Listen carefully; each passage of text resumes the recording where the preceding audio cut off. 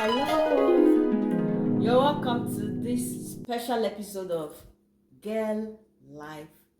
I'm your host, Faye Jimba.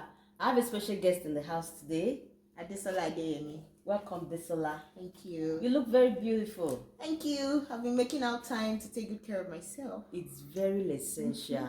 It has something to do with our topic of discussion today, which is self-care for women. Yeah. You may wonder why women. Well, I'm a woman. She's a woman. Yeah. And charity, they say, Begins at home. So, essentially, what is self-care? What is self-care for women? For me, self-care is the practice of taking care of yourself. It is anything, any practice you indulge in that improves your well-being and overall happiness, that helps you to feel good psychologically, spiritually, emotionally, physically as well. Yeah. That is self-care. You know, as women, we are natural nurturers. Yes. It is in our nature to nurture. Nurture. And oftentimes, we get carried away by this rule. We are taking care of everybody except ourselves. We are taking care of our kids. We take care of our husbands. We take care of our parents. Yes. As a daughter, you take care of your parent-in-law, Yes. even. Yes. Then, as a sister, you're taking care of one Your brother sibling. or one sibling Or the other. And sometimes, by You the just time you forget do about all of yourself. this, You are there's tired. actually no time left for you. But guess what? What? It is essential that you take care of yourself, because when you take care of yourself, you'll be able to give your best to all the other people that you are taking care of. And when you don't take care of yourself, it has a disadvantage, which on the long run will also be a disadvantage for everybody, because at the end of the day, you end up being stressed. You end up being, you might just find yourself that you're no longer enjoying life as you should. And sometimes some people become depressed. And then you wonder how this happened. It didn't happen suddenly. It could be a built-up of accumulated, issues, and because you have not been taking care of yourself intentionally, these things are happening to you. So today, this video is timely. It is coming your way at the right time to remind you that you have to take care of yourself. And what are some of those strategies that you can involve, that you can do to take care of yourself? It doesn't have to cost you money. It actually costs nothing. Yeah, really. You can start with something. It just costs, simple. well, it costs your time and your mindfulness. Okay. So let me start by maybe talking about how I cope with myself and helping myself. You just relax. had a baby. Yes, I just had a baby. Wow. Less than 2 months old baby. And we all know how demanding it can be to take care of a little one. Yes. But so far, so good. I've learned over time that, like you said, you have to take good care of yourself, starting mentally, and then physically, emotionally, and then for those who are so aware, which is the most important part of us, spiritually. Yes. So for me, what I do is this: when I get up in the morning, I spend some time with myself. Good. I meditate. That's very good. I meditate. Do you understand? Yeah. Now, making out time for myself, it means that I set an alarm. Okay. Do you understand? So you wake up at a particular time. I wake up at 4:30. Wow, beautiful. And between 4:30 to 5:30, that time is for me. Oh, good. I love that.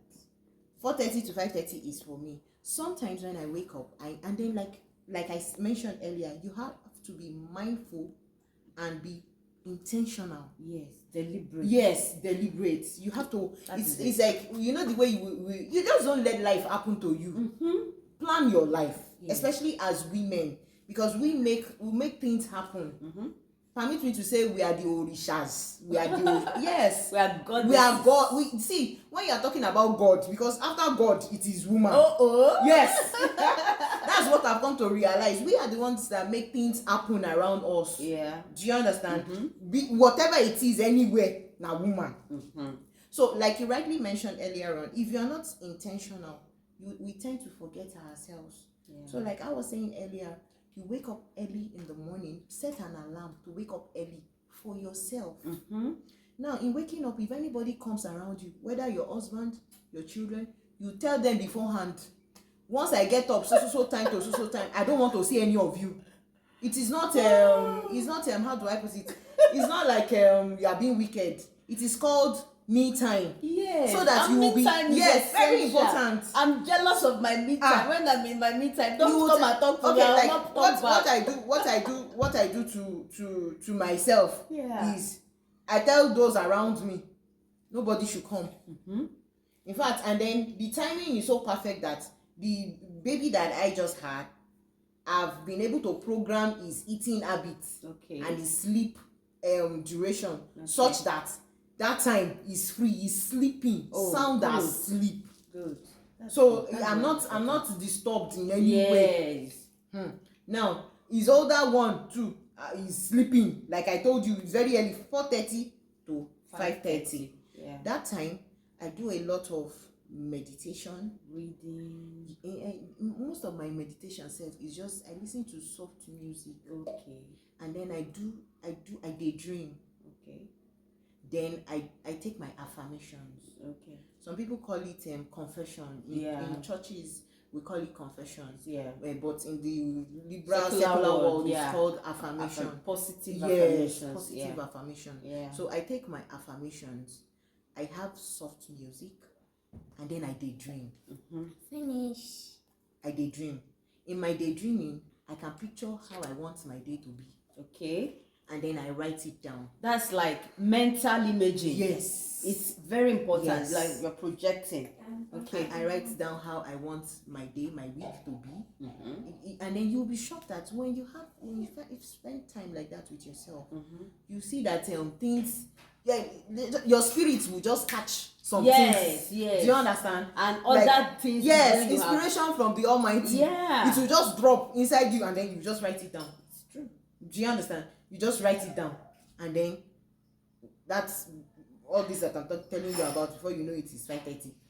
Do you understand? And everybody's already waking up.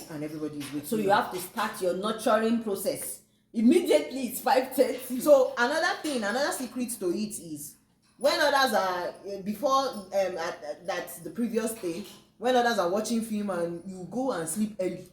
Like me, I go to bed early. In short, sometimes as early as 8 o'clock, I'm already feeling sleepy. Somehow my body has grown used to this. So that when it's, no matter what I'm doing, once it's 8, the sleep just comes. And if I deny myself from going to sleep that time, I'll suffer throughout the night because when I'm ready to sleep, I might not be feeling sleepy again. So since my body is used to it, once I'm just feeling sleepy, I just go and sleep before everybody comes. It's important. You need to know your body so that you know what it needs and then you give it to it. So what other thing do you do aside from that daily early morning meditation? Early morning me time. Me time in the morning. What else do I do? I watch what I eat. You're deliberate about what you eat. Women can be very careless about what they eat because you're so busy taking care of the kids, everybody, your husband. Sometimes you don't even remember to dish your own food. You only eat scraps. Scraps from your children, scraps from your husband, scraps from the pot. That's all you eat, and you're going again. You have sometimes you're not even full. You're just like something has entered the tummy. Let me go, because you're always trying to catch up with so many things. So many activities. But seriously, especially as you grow older, you have to be mindful of what you eat. You have to eat a lot of fiber. Eat a lot of fruits, vegetables. Include a lot of fruits and vegetables in your diet. Like I know myself, I know how I suffer when I don't eat maybe fruit or vegetable, like in the course of a day. When the digestion just automatically slows down and I feel very uncomfortable in my body.